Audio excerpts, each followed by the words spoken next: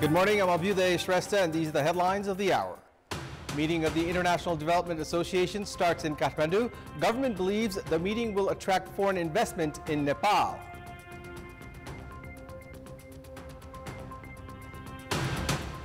The meeting of the House of Representatives scheduled for today. Ministry-wise discussions on the budget to continue today as well.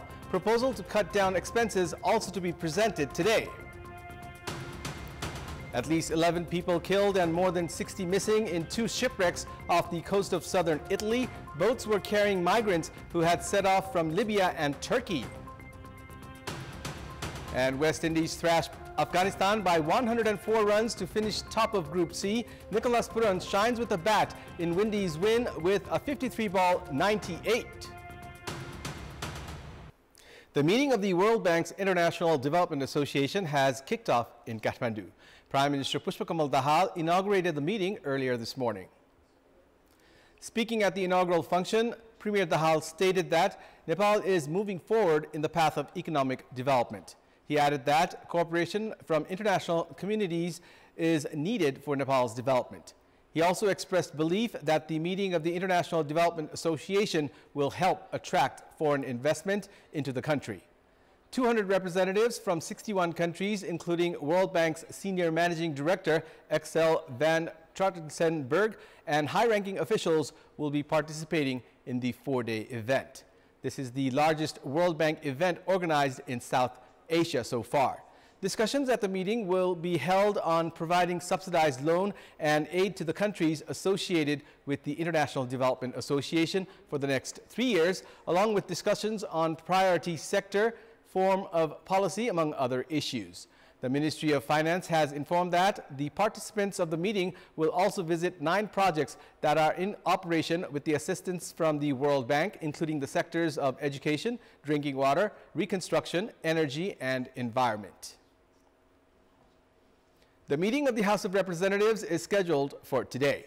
Ministry-wise discussions on the budget will continue today as well. The meeting was called for 11 this morning at the Federal Parliament building in New Baneshwar. Discussions under the appropriation bill on the budget topics under the Ministry of Home Affairs, Ministry of Foreign Affairs, Ministry of Fiscal Infrastructure and Transport, the Office of the Prime Minister and Council of Ministers, the National Planning Commission, the Office of the Vice President, and the Office of the President are in today's agenda.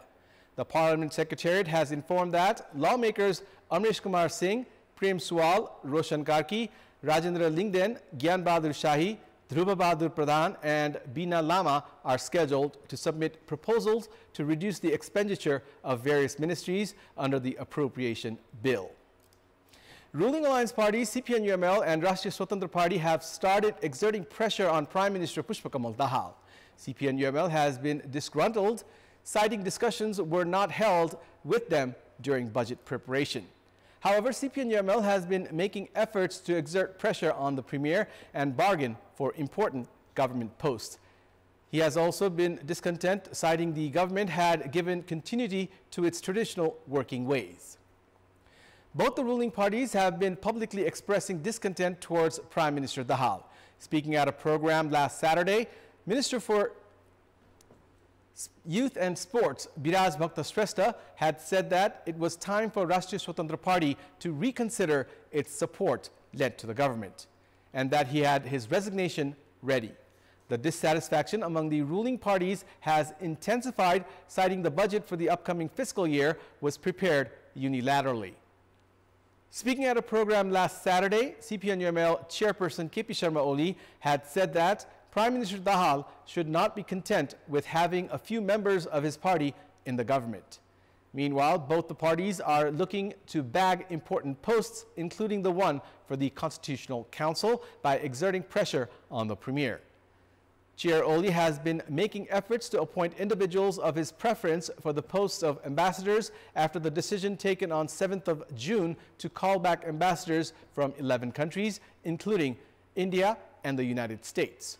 Likewise, 5 names had been recommended for the vacant post of chairperson of the Security Board. They had been summoned to present their work plan and for interview on Sunday. 2 candidates from CPN-UML were present at the interview, while 3 candidates from CPN Maoist Center were absent. Efforts are underway to break the monopoly at the Nepal Stock Exchange and allow the private sector to operate the stock exchange as well. Dahal and Oli are looking to appoint individuals of their choice in the Securities Board to be able to provide stock exchange licenses according to their wish.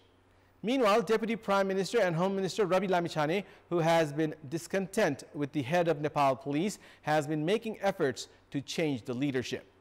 However, the Premier is against it and said that reports of the appointment of a new Inspector General of Police was just a rumor.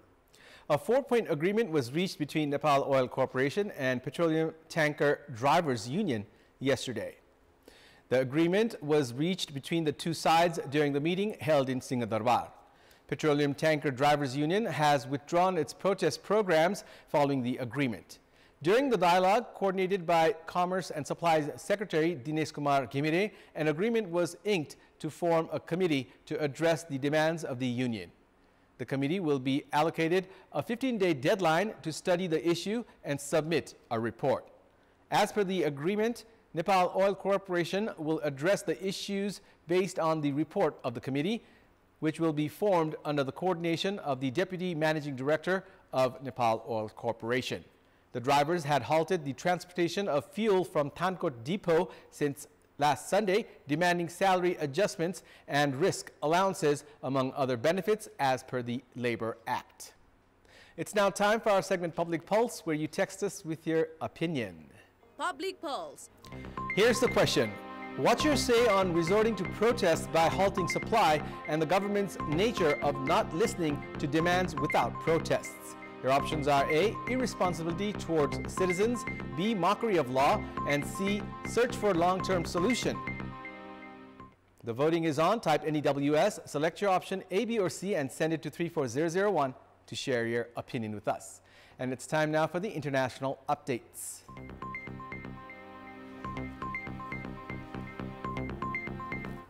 At least 11 people have died and more than 60 are missing as a result of 2 shipwrecks off the coast of southern Italy. German charity rescue ship said it picked up 51 people from a sinking wooden boat and found 10 bodies trapped in the lower deck near the island of Lampedusa yesterday. In a separate incident on the same day, more than 60 people were reported missing, with 26 of them feared to be children. United Nations agencies said that the boats were carrying migrants who had set off from Libya and Turkey.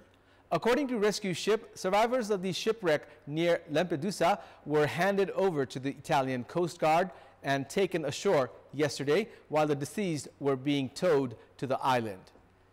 The United Nations Refugee Agency, UNHCR, the International Organization for Migration, and UN Children's Agency, UNICEF, said in a joint statement that the boat had set off from Libya and was carrying migrants from Syria, Egypt, Pakistan, and Bangladesh. The agency said the other shipwreck was located about 125 miles off the coast of Calabria in southern Italy. The Italian Coast Guard said one of the surviving 12 people died after disembarking. 3 people died after a shooting took place in the lobby of an office building yesterday in North York, Toronto, Canada, which is near a daycare and an elementary school. There was a large police presence at the scene. The victims were all adults. An all-boys Catholic elementary school, Northmount School, was placed in lockdown and the nearby daycare was cleared. Investigation is ongoing and no information has been released on the suspect or suspects. Indian opposition leader Rahul Gandhi has chosen to represent his family bastion of Raebareli in parliament as his Congress party seeks to build on the stronger than expected showing of opposition groups in the national election. Yesterday, Congress President Mallikarjun Kharge told reporters that Rahul Gandhi will retain his Raebareli seat because Raebareli has been chosen to him from before that has great attachment to the family. Gandhi was among the key leaders in an opposition alliance of over 24 parties, which won more than 230 seats, trimming Modi's Bharatiya Janata Party's share by over 60 seats. India allows people to stand in multiple constituencies, but they can only represent one in parliament, and which seat Gandhi would choose to retain has been the subject of keen interest as commentators examine the election fallout. The political scion of the dynasty that has given India 3 prime ministers, Rahul Gandhi contested Raebareli and his previous constituency of Wayanad in Kerala in the recently concluded polls and won both.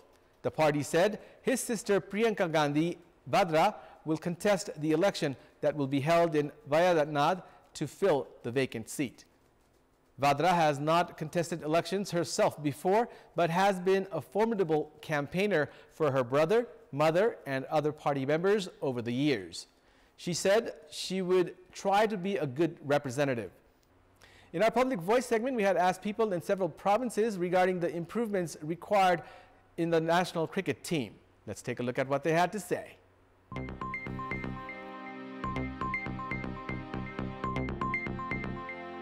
राम्रो batting कोचको व्यवस्था गरेर दक्ष खेलाडी उत्पादित गरिरहन्छन् उहाँहरूले पाउनुपर्ने पारिश्रमिक पनि परिश्रम पनि सरकारले चाहिँ राम्रो उचित व्यवस्था गर्नु पर्यो। सातै वटा प्रदेशमा चाहिँ क्रिकेट एकाडेमी खोलेर त्यहाँ चाहिँ स्थानीय चाहिँ खेलाडीहरूलाई समेटेर मूल्याङ्कनको आधारमा राम्रोसँग टिचिङ गरेर गयो भने मात्रै सुधार हुने कन्डिसन देख्छु। राम्रो खेल्दा खेल्दै पनि अलिकति क्षमता चाहिँ अलिकति कम भएको हो कि जस्तो पनि अनुभव भएको छ। त्यो क्षेत्रहरूलाई पनि अलिकति सुधार्नुपर्ने पाटो छ। बोलिङ त एकदमै राम्रो छ, सुधार भएको छ। अब सन्दीपले एकदमै राम्रो कमब्याक गरेका छन्। यो क्रिकेटमा चाहिँ अलिकति मेहनत नपुगेको हो कि? नेपाल धेरै भइसक्यो खेल्न लागेको, तर ब्याटिङ चाहिँ पछि धेरै कमजोर छ।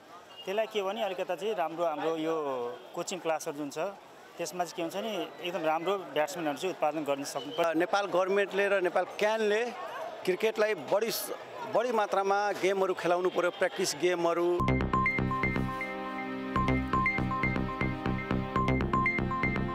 That's all for the moment. Thank you for watching.